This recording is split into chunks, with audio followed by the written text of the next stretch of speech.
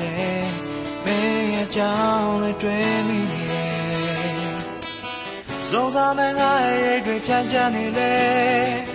မိအောင်ဆုံးတွေရဲ့ကြားနဲ့ပြောင်းရှာစေ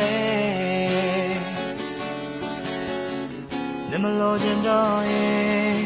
ဒါဟာအိမ်မတစ်ခုပါပဲနားလေပဲထားခဲ့လား